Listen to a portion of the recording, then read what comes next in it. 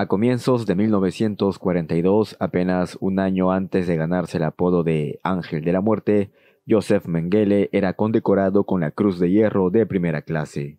Mengele, que ostentaba el rango de teniente segundo, se encontraba sirviendo en Ucrania durante el verano de aquel año. Poco tiempo después resultaría herido y sería dado de baja del servicio en el frente. Aún así, Joseph Mengele no era un soldado cualquiera. Proveniente de una adinerada familia bávara, había estudiado filosofía y medicina en la ciudad de Múnich. A sus cortos 24 años, el joven Mengele había obtenido su doctorado en antropología. En este lapso de tiempo sirvió como ayudante del Dr. Ottmar von Verschuer, científico del Instituto de Biología Hereditaria e Higiene Racial. Sería bajo la tutela de Ottmar que Mengele despertó esa cuasi enfermiza fascinación por los gemelos y los misterios del ADN y la genética. Por eso no fue de extrañar que en 1943, con la posibilidad de realizar experimentos en seres humanos, Mengele se haya presentado voluntario para servir en Auschwitz. En este infame campo de exterminio estaría al mando del complejo dedicado a las familias gitanas. Para Mengele este lugar era un sueño. Miles y miles de conejillos de indias estarían a su disposición para poder ejecutar sus experimentos. Por eso mismo recibía a los recién llegados. Aunque por un oficial de su rango, capitán, esto no era necesario, Mengele no quería dejar escapar a sus potenciales sujetos de prueba.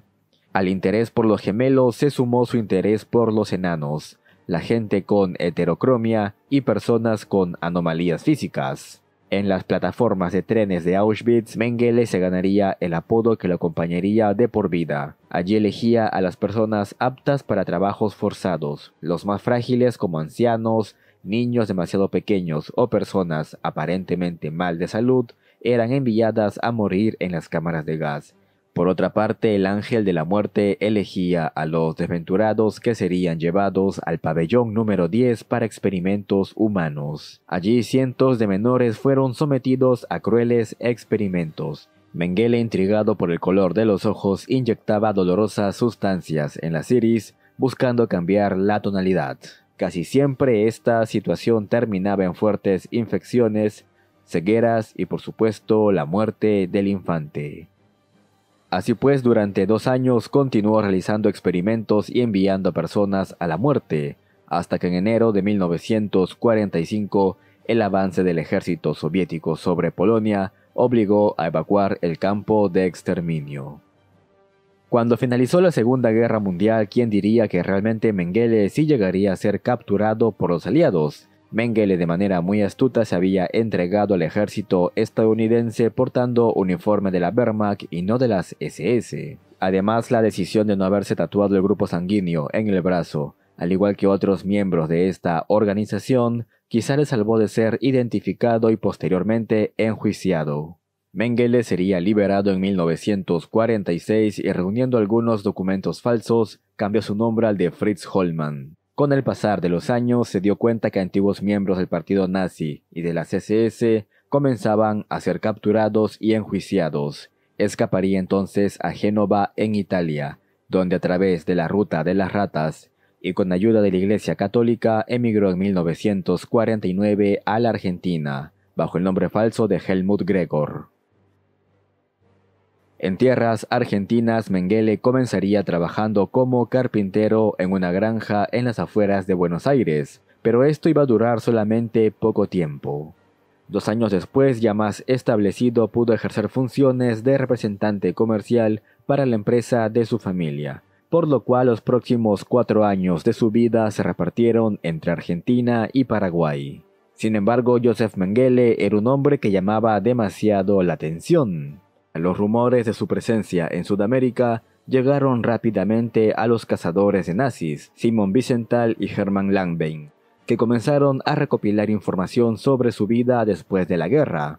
Encontraron, gracias a un documento de divorcio del año 1954, que efectivamente Mengele no había muerto, y que, todo lo contrario, se hallaba vivo en Sudamérica, e incluso viajó a Europa en 1956 para visitar a su hijo Rolf y otros amigos cercanos de los tiempos del Reich. Rápidamente ambos personajes dieron alerta a las autoridades alemanas, quienes emitieron una orden de extradición para el criminal de guerra y ofrecieron una recompensa.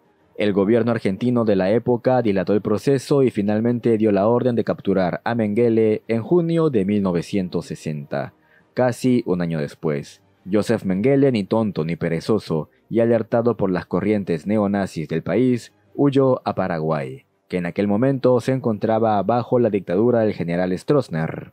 En aquellos meses de 1960, el Mossad, el servicio de inteligencia de Israel, venía siguiendo la pista de otro criminal de guerra de alto calibre, el teniente coronel de las SS Adolf Eichmann, uno de los responsables directos del Holocausto.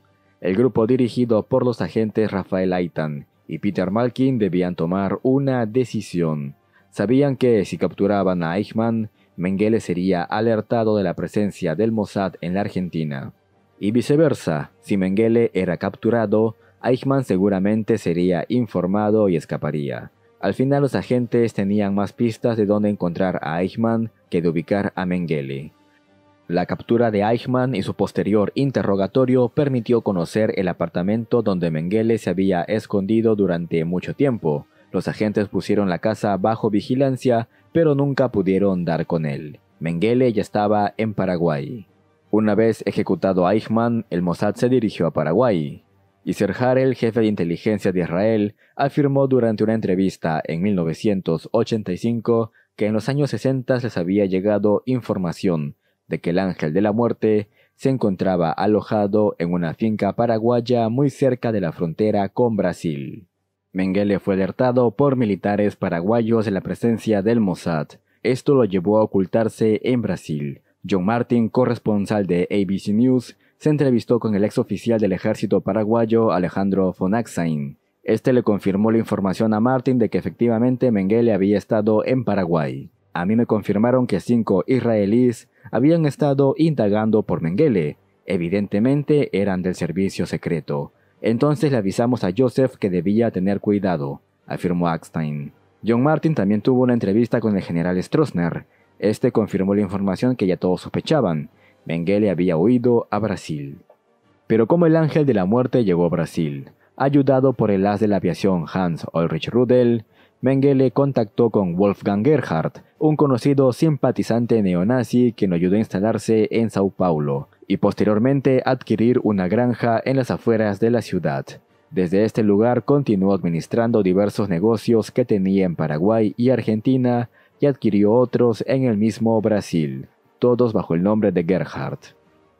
Sería durante 1977 que Rolf Mengele, su hijo, y quien hasta hace un par de años se había enterado que Joseph Mengele era su padre, pues siempre lo conoció como el tío Joseph, decide viajar a Brasil para visitarlo. En este último encuentro entre padre e hijo, Rolf buscaría entender por qué su progenitor había cometido semejantes atrocidades.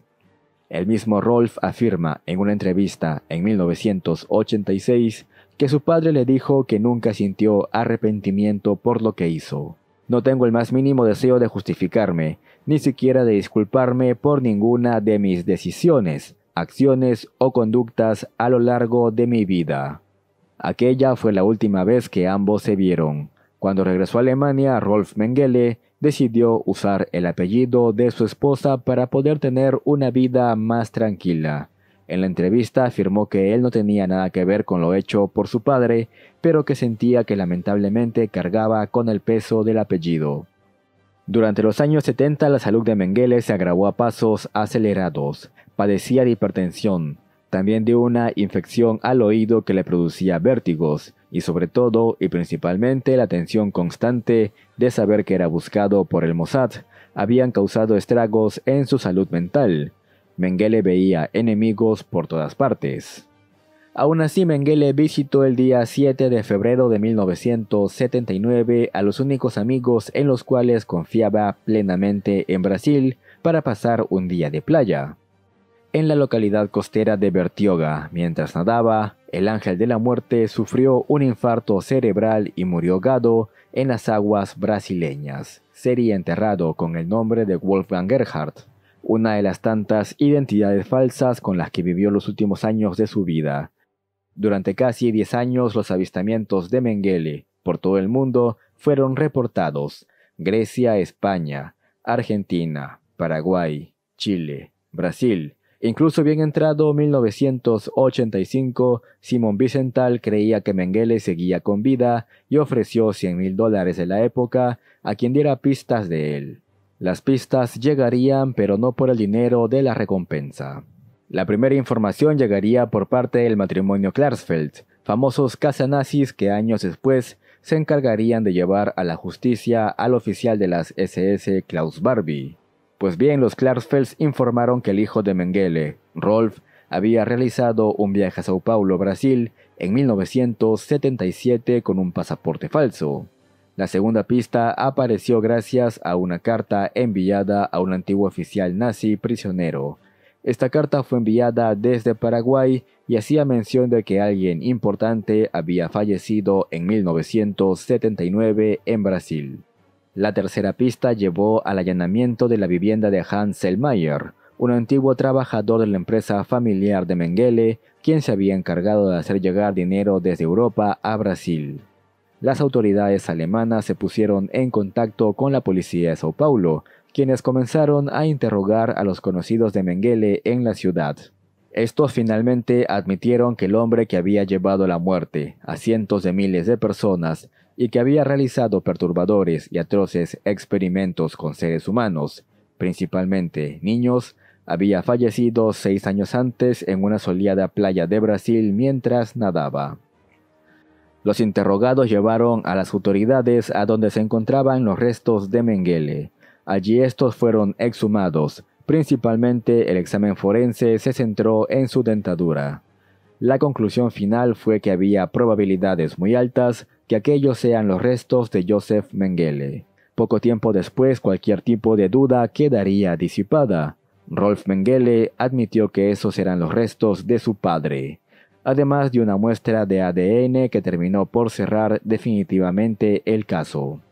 Así, prácticamente después de casi 40 años de culminada la Segunda Guerra Mundial, llegaría a su fin la odisea por dar con Joseph Mengele, el ángel de la muerte de Auschwitz, y uno de los personajes más infames, pero también más enigmáticos, de la Segunda Guerra Mundial.